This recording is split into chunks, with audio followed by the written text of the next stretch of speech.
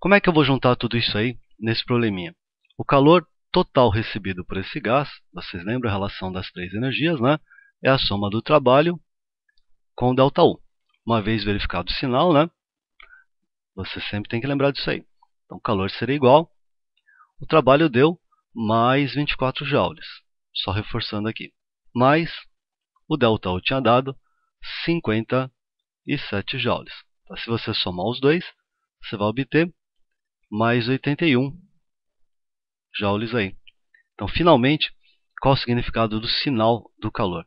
O calor positivo significa que o gás recebeu, ganhou, né, calor do meio externo. Se tivesse dado negativo, significaria que o gás teria perdido calor para o meio externo. Ok? Como primeiro exemplo, vou fazer uma questão da UFTM de Minas, né? E o texto diz o seguinte: no interior de um recipiente cilíndrico rígido, certa quantidade de um gás ideal sofre, por meio de um pistão, uma compressão isobárica, que é representada no diagrama a seguir, que é esse aqui. Tá bom? Embaixo do gráfico, sabendo-se que o êmbolo se desloca 20 centímetros, calcular o módulo do trabalho realizado no processo e a intensidade da força F que o gás exerce sobre o pistão. Ok? Bom, dessa aula mesmo, só interessaria o trabalho, né? Então é só você lembrar, o trabalho seria a área debaixo do gráfico e até o eixo. Tá? Então você obteria esse retângulozinho aqui. Tá bom? Vamos fazer rapidinho. O trabalho é a área sobre o gráfico, né? Numericamente igual. Tá? Então seria base vezes altura, né? Que é um retângulo. A base é 3, coincidência igual ao nosso exemplo, né? E a altura é 4. Ok? Só que aí você tem que verificar duas coisas. Primeiro, as unidades. Newton por metro quadrado. Apareceu metro SI, né? Então tá certo. E aqui metro cúbico. Também tá certo. O volume está na unidade certa. A pressão também. Só que isso aqui é uma escalinha. Quer dizer que você tem os valores aqui do gráfico multiplicados por 10 a menos 4 na horizontal, né? E por 10 a quinta na vertical. Então, na verdade, o que eu tenho que fazer aqui é, no final da conta, colocar vezes 10 a quinta e vezes 10 a menos 4. Tá bom? Vocês lembram, né? Número com número, potência com potência. Então, 3 vezes 4, 12. Se eu somar os expoentes, 10 a primeira. 12 e 10 a primeira é 120. 120 joules. Né?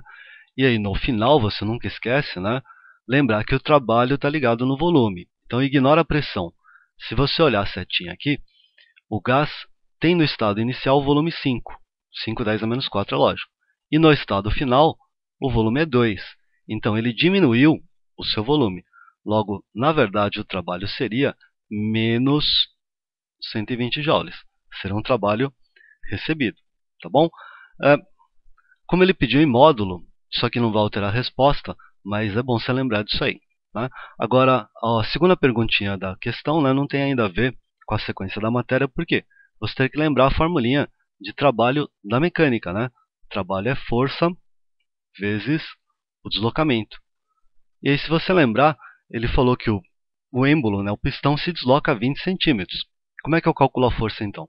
Eu tenho o deslocamento e agora eu tenho o trabalho. Né? Como é para calcular em módulo, eu vou trocar o trabalho por 120. A força é a segunda pergunta, né? Só que aí lembrar, como é sistema internacional, né? Também está na sua cara que está tudo em metros aqui. 20 centímetros seria 0,2 metros. Então, vou passar isso aqui dividindo.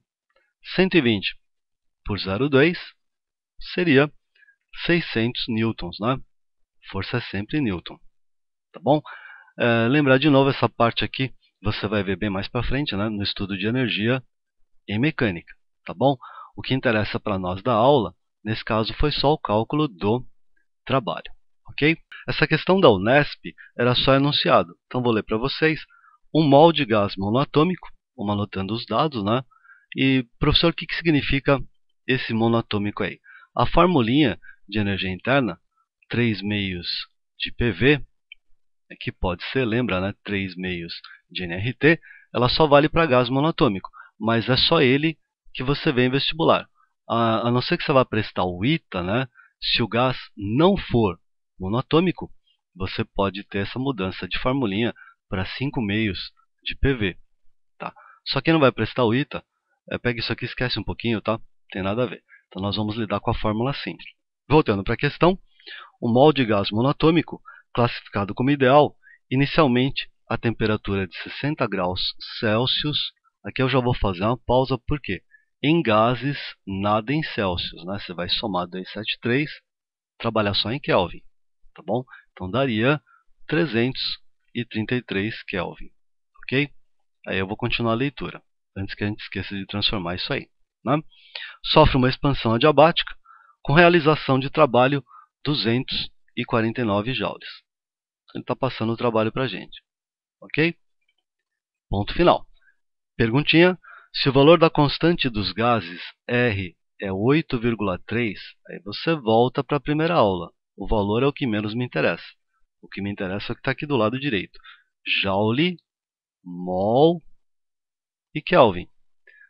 Se eu parasse aqui e voltasse, eu já veria que os dados que eu tirei antes estão combinando, né? Joules, joules, mol, mol, Kelvin, Kelvin. Então está tudo certo. E a energia interna de um mol desse gás é 3 meios de RT, né? Ele está passando a formulinha para vocês. Eu falei que 3 meios de PV seria 3 meios de nRT. E que ele já trocou o N por 1. Então ele mandou usar 3 meios de RT direto. Ok? Essa é a tendência de grande parte dos vestibulares, né? De passar essas formulinhas. Calcule o valor da temperatura ao final da expansão. Questão bonita, porque apesar de você não ter que ter muito trabalho matemático, né, você tem que ter um domínio de toda a base teórica de gás, né? Por quê? Se você voltar no texto, ele falou que a transformação é adiabática. Adiabática, o calor é zero. Vocês lembram, né? Não troca calor. Como ele deu o valor do trabalho, 249, isso significa que o ΔU tem mesmo um valor numérico, né, do trabalho, só que tem sinal oposto. Por quê? Para essa soma dar zero, é claro que o ΔU teria que ser menos 249. Você não precisaria nem de formulinha para saber isso. Tá negativo aqui, ok? Na sequência, eu vou pegar a formulinha que ele passou, U igual a 3 meios de RT, e vou pensar no caso de um ΔU. Nesse caso seria 3 meios de R ΔT. Tá? Ô, professor, por que não poderia ser ΔR? R é constante, né? Só coloco delta em letras que podem variar, tá bom? Então, como é que eu vou pensar isso? Como eu gosto de trabalhar ΔT fechado e depois pensar, né, temperatura final menos inicial, eu vou trabalhar o ΔU em módulo, 249. Isso seria igual a 3 meios, o R é 8,3, vezes ΔT. Depois eu penso, né, o que significa esse ΔT aí. Tá bom? Só perceber que 3 vezes 8,3 daria 24,9. Então, como é que a gente ficaria? 249 igual 24,9 sobre 2, ΔT. Para isolar o ΔT, vou multiplicar em cruz, né? Então, o 2 está embaixo, ele vai subir junto com 249, e o 24,9 está em cima, vai descer. O que nós vamos obter aí? 249 vezes 2 sobre 24,9. Multiplicação, divisão, a ordem tanto faz, né? Então vou dividir 249 por 24,9 primeiro, daria 10. Sobrou 2 aqui. Então tem uma variação de temperatura, tá? Até é legal para vocês lembrarem, a energia interna está ligada à temperatura, tá bom? De 20 Kelvin, né? Sempre na escala Kelvin. Aí, que foi aquele papo todo de calcular em módulo, né?